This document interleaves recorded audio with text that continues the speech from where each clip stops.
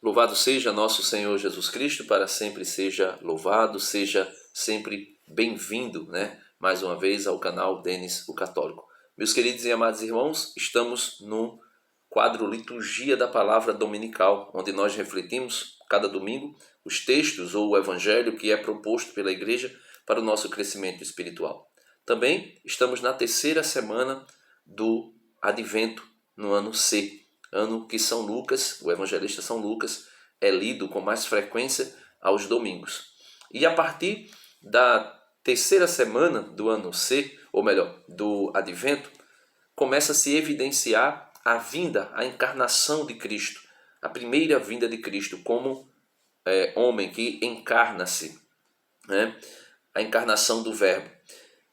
Diferente, a palavra encarnação é diferente de reencarnação. Encarnar significa que é a primeira e a única vez que Jesus faz isso. Ele se encarna. Ele não se reencarnou, ele se encarnou. O Verbo eterno, o Logos de Deus, se fez carne, né? Estou falando isso porque ontem a liturgia falava sobre João Batista também, que é uma figura que é evidenciada a partir da terceira semana do Advento. Por quê? Porque ele é aquele que prepara o caminho para a chegada do Messias, para a encarnação do Verbo no nosso meio. E muitas vezes se confunde a pessoa, na pessoa de João Batista, a pessoa de Elias, porque Jesus dizia ontem no Evangelho que Elias deveria voltar, ou melhor, os antigos diziam que Elias deveria voltar, e Jesus vai dizer que Elias já tinha vindo e fizeram com ele o que quiseram, se falando ali de João Batista. Por quê? Porque João Batista agia com o mesmo poder profético que Eliseu, é melhor, que Elias. João Batista agia pelo mesmo poder profético que Elias agiu no período do seu profetismo. Então, hoje nós vamos ver a figura de João Batista sendo evidenciada. Mas eu não queria me ater à pessoa de João Batista, porque ontem eu fiz isso no evangelho de ontem. Então você dá uma olhadinha aí no evangelho de ontem e você vai ver. Eu queria me ater à pregação de João Batista. A mesma pregação que João Batista fez para preparar o povo de Israel para receber o Messias, Jesus Cristo, que havia chegado. A mesma pregação que ele faz hoje, que ele fez naquela época, hoje serve para nós. Eu digo sempre que a palavra de Deus, né, que é a Bíblia, que a Escritura é atemporal. Ela não está presa a um tempo na história. Ela é atemporal, ela tem um poder moral, e esse poder moral deve ser aplicado na nossa vida o tempo todo. Como nós devemos agir a partir da iluminação que o Santo Evangelho nos dá. Então, o Evangelho de hoje é tirado, né, desse domingo é tirado de São Lucas, estamos no ano C, por isso o Evangelho é tirado de São Lucas, capítulo 3, versículos do 10 ao 18. Veja o que vai ser dito. Eu vou ler todo o texto, depois nós vamos meditando se essa pregação de João Batista não é autêntica, atual, né? Não é para os dias de hoje, para o agora, para nós, para mim, para você. Naquele tempo, as multidões perguntavam a João: que devemos fazer? João respondia. Então, as multidões perguntaram a João: o que devemos fazer para recebermos o Messias? O que devemos fazer para celebrar bem o Natal?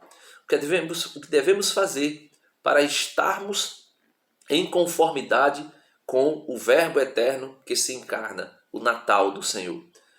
Como nós devemos nos preparar para o Natal agora, dia 25? A mesma pergunta que fizeram a João Batista, nós fazemos a João Batista hoje, né? Mestre, que devemos fazer? Que devemos fazer? João vai responder. João respondia, né? Eu disse que ia ler tudo, mas eu acabo me empolgando para ir explicando, né? Mas eu posso fazer isso aqui, né? Porque não sou um padre, não estou fazendo a proclamação do Evangelho, não vou fazer uma homilia, então eu posso interromper aqui, né? Versículo 11, né?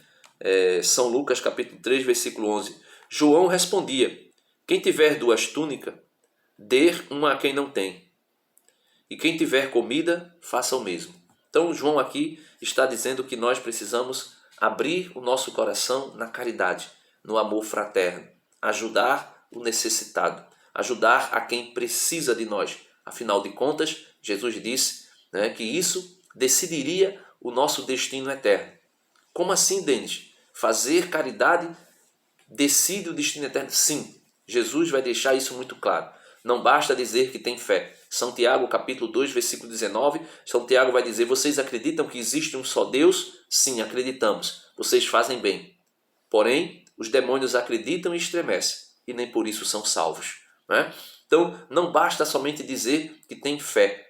São Tiago, capítulo 2, versículo 14. Vós dizeis que tem fé, sem ter obras. Eu, porém, mostro a vocês a minha fé pelas minhas obras. Que adiantaria chegar alguém na tua porta? Diz São Tiago, capítulo 2, a partir do versículo 14. O que adiantaria alguém chegar na tua porta pedindo alimento ou pedindo algo para se aquecer e você dizer para ele: vá em paz, né? Alimentai-vos, fartai-vos, aquecei-vos, porque estarei eu orando por você. E nada der a ele, nem para nutrir o corpo e nem para socorrer o corpo físico, aquecer o seu corpo. Que farias tu com isso? Nada demais. Ele vai dizer, né? Essa fé sem obra é morta. E aí ele vai dando toda uma explicação. E lá no versículo 24, São Tiago 2, 24, vai dizer assim: vede, ó homem, que o homem é salvo, justificado pelas obras, e não somente pela fé. Então as obras de caridade decidirá o nosso destino eterno. Claro que não somente a obra pela obra, mas São Paulo, escrevendo aos Coríntios na primeira carta, capítulo 13, vai dizer: o que adiantaria eu ter a fé tamanho do mundo, a ponto de transportar montanhas do lugar? Se eu não tiver amor, isso de nada me adiantaria. Ele vai dizer: ainda que eu desse o meu corpo para ser queimado nas chamas, como o diácono São Lourenço fez, se eu não tivesse amor, isso de nada adiantaria. Ainda que eu tivesse bens e distribuísse os meus bens para os pobres, sem amor, isso de nada adiantaria, diz São Paulo, escrevendo aos Coríntios. Ele vai dizer: porque o amor tudo crê, tudo suporta. O amor, São Paulo, ainda escrevendo aos Romanos, vai dizer no capítulo 13, versículo 10, o amor é o cumprimento perfeito da lei. Quem ama, cumpre a lei por inteiro. Então, meus amados irmãos, Jesus vai dizer: eu estive com fome e não me deste de comer. Eu estive com sede e não me deste de beber. Eu estava despido e não me vestisse. Eu era doente e preso e não fosse me visitar. Eu era peregrino, estrangeiro, e não me acolhestes. Aí vão dizer: Senhor, mas quando foi que nós tivemos assim? Jesus vai dizer: todas as vezes que tu não fizeste isso a um desses pequeninos, era a mim que tu estavas fazendo. Por isso, apartai-vos de mim, maldito de meu Pai. E irás para o fogo eterno, preparado para Satanás e os seus demônios. E aos salvos, Jesus dirá a mesma coisa: vinde para cá, bendito de meu Pai, porque eu estive com fome e me deste de comer, estive com sede e me deste de beber, era nu e me vestisse, estava preso e enfermo e tu fosse me visitar, era peregrino, estrangeiro e tu me acolheste. E vão dizer a mesma coisa: quando foi, Senhor, que te vimos assim? Jesus vai dizer: todas as vezes que tu fizeste isto a um desses pequeninos, era a mim que tu estavas fazendo. Então, meus irmãos, quando São João vem dizer que nós devemos, quem tiver 2 túnicas, dê uma a quem não tem, e quem tiver comida, faça o mesmo. São João está dizendo que a caridade, o amor, veja que ele começa primeiro pelo amor, ele começa primeiro pela caridade. A caridade, né? A caridade é o vínculo da salvação. A caridade cumpre toda a lei. A caridade não passará, diz São João, ou melhor, São Paulo escrevendo aos Coríntios, capítulo 13, né? A profecia cessará, o dom de línguas cessará, mas o amor, a caridade, permanecerá para sempre, para a eternidade. E São João da Cruz, que a igreja celebrou ontem, vai dizer que no fim de tudo, no fim da nossa vida, seremos julgados pela caridade, seremos julgados pelo amor. Então São João está dizendo que sem amor é impossível servir a Deus de todo o coração. Sem amor é impossível amar o próximo como Jesus nos amou. Então, ele vai dizer que nós precisamos agir por meio da caridade. Fazendo o quê? Uma caridade não, como diz São Paulo, não é uma caridade fingida. Uma caridade, como diz São João na sua primeira carta: filhinhos, não amemos somente com palavras, mas com gestos concretos, com atitudes concretas. E assim, essa caridade verdadeira, autêntica, uma caridade cristã, uma caridade encarnada, podemos assim dizer, na nossa vida por meio do Espírito de Deus. Essa caridade autêntica fará com que nós estejamos preparados para acolher o Verbo eterno que se faz carne no nosso meio. Estaremos também preparados para receber o Senhor que voltará na sua segunda vinda, glorioso, para julgar os vivos e os mortos. Então São João começa pela caridade. Depois ele vai dizer, né? Foram também, né, São Lucas diz, foram também para o batismo cobradores de impostos e perguntaram a João, né? Veja, os cobradores de impostos perguntaram a João, mestre, o que devemos fazer? João respondeu, não cobreis mais do que foi estabelecido. Então veja, cobrar impostos, meus irmãos, não é o fim do mundo. Agora, porém, cobrar um imposto na altura, no valor que está sendo cobrado, o Brasil inteiro prestará contas diante de Deus por conta da opressão que fazem no seu povo. Veja, os cobradores de impostos oprimiam o povo judeu. Cobravam impostos para o Império Romano e oprimiam o povo judeu com taxas altíssimas, principalmente, não somente porque o Império já tinha colocado uma taxa alta, mas porque eles cobravam o dobro para poder tirar a sua propina. Ou seja, por isso São João vai dizer, né, não cobreis mais do que foi estabelecido. Só que hoje é estabelecido já acima.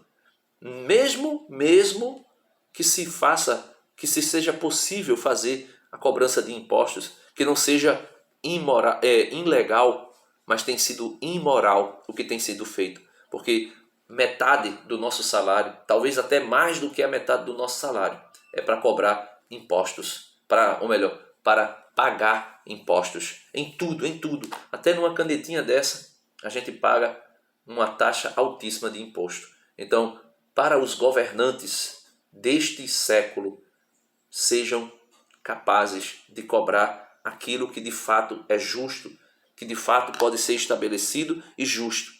Cobrem dos ricos mais do que se cobra dos pobres. Ao contrário, estão se cobrando mais dos pobres do que se cobra dos ricos, né?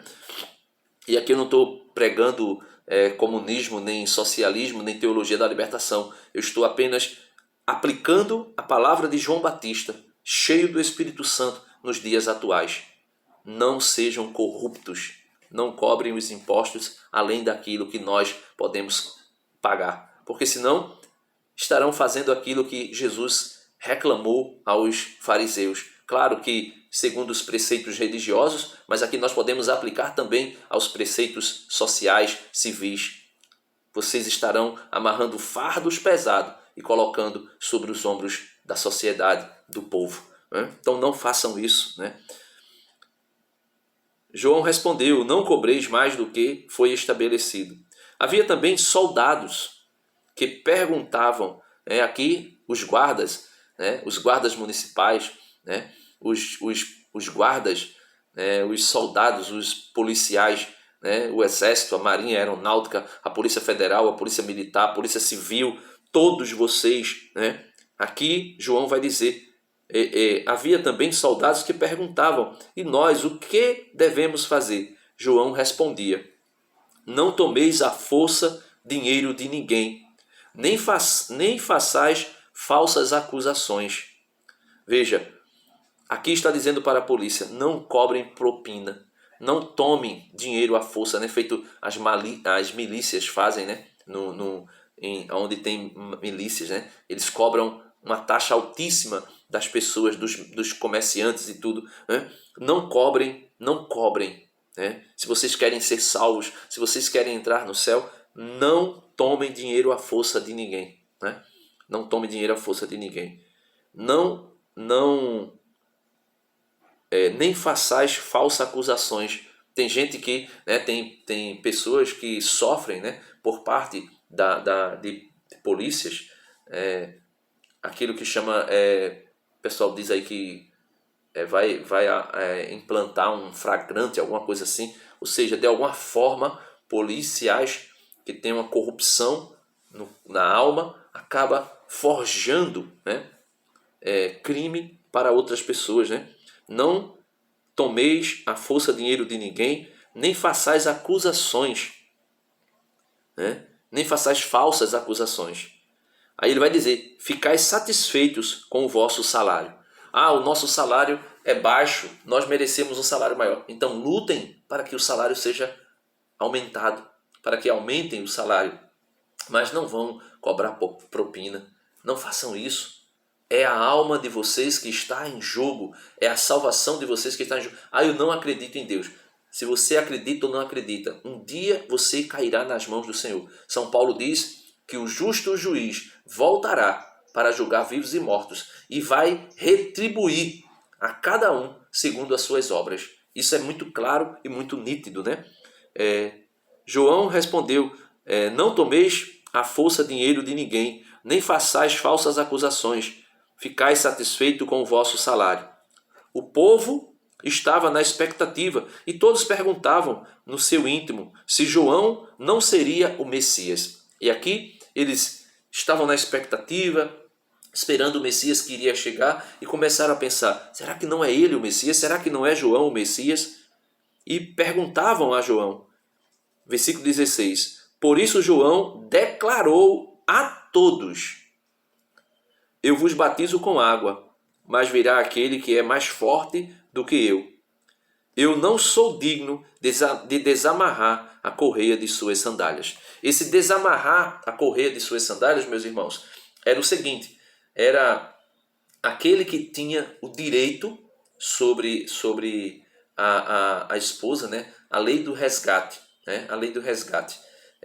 O marido casava com, a mulher casava com o primeiro irmão, se ele morresse sem deixar, como é que eu posso dizer, sem deixar esposa, o segundo deveria casar com ele, né? Ou um parente mais próximo, se ele não tivesse irmãos. E quando a mulher iria ser tomada como esposa, se alguém, veja, vamos supor que eu fosse tomar a mulher do meu irmão como esposa, só que essa mulher eu não tivesse o direito a tomá-la como esposa, porque eu não sou o irmão mais novo, né? Eu sou apenas, não um irmão, mas um parente, né? Aqui acabei assim, confundindo um pouco vocês, mas vamos lá.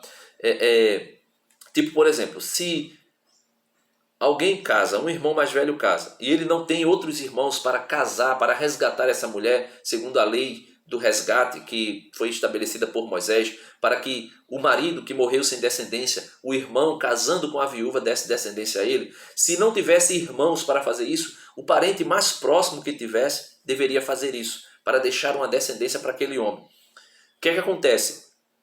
Se de repente eu fosse dizer, eu sou o parente mais próximo dela, eu vou me casar com ela, e alguém dissesse assim, olha, não, tu não és o mais próximo, tem outra pessoa que é o mais próximo. Então aquela outra pessoa é quem tem o direito de casar com ela. Aí o que é que ele vai dizer, o que é que vai se dizer? Ele vai dizer assim, se ele não quer, né, isso aconteceu no livro, acho que é no livro de Ruth, né? Ruth e Noemi, né, se eu não estou enganado. No livro de Ruth, o homem que queria casar com Ruth, ele não era aquele que deveria casar com ela porque não tinha o direito do resgate. Tinha outra pessoa que tinha esse direito. E essa outra pessoa foi e desatou as sandálias, né? Desatou as sandálias dele para que pudesse dar a ele o direito de casar com aquela mulher. Então, João, quando está dizendo aqui, né? Eu vos batizo com água, mas virá aquele que é mais forte do que eu não sou digno de desamarrar a correia de suas sandálias. São João está dizendo assim, olha, a esposa é dele, é ele que tem o direito de casar com ela. Por quê? Veja, Adão casou com Eva. A figura de Adão e a figura de Eva, Adão é a figura de Cristo, Eva é a figura da esposa, né, da igreja. Então, Adão morre e morrendo, perdeu a esposa. Morre ali no pecado, pecou, morreu. Perdeu a esposa se perde. Então a esposa ali, entre aspas, fica viúva, porque Adão morre no pecado. Então a esposa que fica viúva, essa esposa, né, que é prefigurada por Eva, Também depois é prefigurada por Israel. Israel inteira é a esposa de Deus, né? Que deveria ser resgatada pelo seu esposo. Só que vieram muitos profetas, mas eles não tinham o direito de resgate. Quem tem o direito de resgate é Jesus. Jesus é que é o esposo da igreja, o esposo por direito da igreja. E é Jesus que tem esse direito. E João Batista, quando foi confundido por ser o Messias, pensava-se que ele era o Messias, ele vai dizer: eu não sou. Por quê? Porque eu não sou digno de desatar as correias da sandália dele. Porque ele é que é o esposo. Agora, se ele, Jesus, quisesse a esposa, mas ele não tivesse o direito de resgate, João Batista diria: se ele fosse o Messias, se João Batista fosse o Messias, João Batista iria dizer: eu tenho o direito de desatar as correias da sandália dele. Né? Então leia o livro de Ruth, você vai compreender isso aí. É bem interessante, né? O livro de Ruth. Quando Noemi, acho que é Noemi, né? Ruth. Noemi é a sogra, né? Quando Ruth está para ser esposada, né? Eu não lembro agora o personagem que faz isso, mas leia o livro de Ruth e você vai compreender. Então, Jesus tinha o direito de resgatar a esposa dele, Israel, a igreja. E João Batista não tinha esse direito. Ele vai dizer: eu não sou digno de desatar a correia de suas sandálias. Eu acho que eu me fiz entender aqui, mesmo confundindo um pouco aqui a lei do resgate, né? Mas eu acho que eu me fiz compreender. Então João Batista vai dizer: não sou digno de desamarrar a correia de suas sandálias. Ele vos batizará no Espírito Santo e no fogo. Então ele é que é o Messias de fato. O Messias de fato é ele. Ele é que é o esposo. Ele é que tem o direito de esposar a viúva, né? Que Adão, símbolo do segundo Adão, Jesus Cristo, deixou viúva, né? Ele virá com a pá na mão, vai limpar sua eira e recolher o trigo no celeiro, mas a palha ele a queimará no fogo que não se apaga. Então, aqui está dizendo que Jesus vai separar trigo, os salvos, e palha, os não salvos, os injustos, os miseráveis, os pecadores que não quiseram arrependimento. Então, Jesus fará essa separação. O trigo ele vai colocar no celeiro, depois que toda a eira for limpa, e vai pegar a palha e vai jogar no fogo que não se apaga. E termina-se dizendo: e ainda de muitos outros modos João anunciava ao povo a boa nova. Então, meus amados irmãos, a pregação de João Batista para nós é autêntica. Eu não vou ler a primeira e a segunda leitura, porque senão ficaria ainda muito maior aqui a reflexão. Mas toda a liturgia deste terceiro domingo do Advento é preparando o nosso coração para o Natal que vai chegar, para o Messias que vai chegar. Então, que nós possamos ouvir a pregação de João Batista que foi anunciada hoje para nós e nos deixarmos convertermos pelo Espírito do Senhor, nosso Deus. Peçamos ao Senhor a graça do arrependimento. Amém. Deus abençoe a todos. Em nome do Pai, do Filho e do Espírito Santo. Amém. Que Deus nos abençoe, melhor dizendo, né? Não sou padre. Amém.